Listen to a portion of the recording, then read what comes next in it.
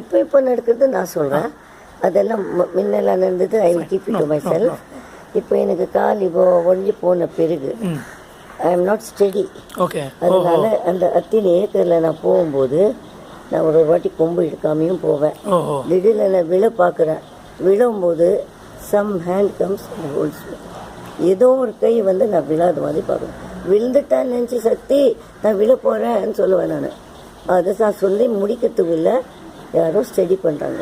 அது யாருன்னு நினைக்கிறீங்க நீங்கள்? யார் அந்த கை? யார் கைன்னு நினைக்கிறீங்க?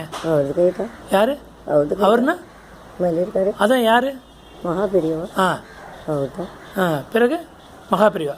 நாங்கள் விழுறது இல்லை. ம். நேற்றுக்கு எனக்கு இதெல்லாம் வந்துடுது இல்லையா? ஆமாம், 14th ஜூன். ஆமாம், நல்லா வந்துடுது இதெல்லாம். அதெல்லாம் மாடுக்கு தீவனம் கொடுக்கறதுக்கெல்லாம். அதனால நான் ரொம்ப சந்தோஷமாக இருந்தேன். கொஞ்சம் ஜாஸ்தி நேரம் ஜப்பம் பண்ணேன். சரி, இப்போ ரொம்ப 2 மணி ஆச்சு. ஒரு வாட்டி பார்த்துட்டு போய் படுக்கலாம். அப்போ 4 மணிக்கு எழுந்திக்கணுமே திருப்பி. அது போகும்போது அவர் எனக்கு தரிசனம் கொடுத்தாரு. ஆனால் பேசலை. இப்படி 3 வாட்டி கை இப்படி செய்தார். எப்படி கேட்கும் சார்?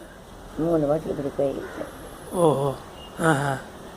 அதனால I have not broken down despite all these difficulties and despite the bad rumors which are being spread about the Goshala, myself and the institute. Okay. They have given me the strength not to break down. என்னை பற்றி கெட்டு பேசினாலும் effect ஆகாது, எனக்கு prays பண்ணாலும் எனக்கு effect ஆகாது.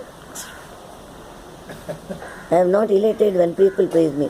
I don't feel crestfallen or depressed when people criticize me.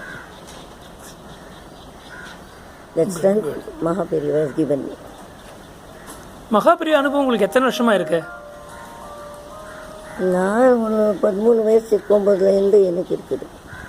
He used to come to Mylapore Sanskrit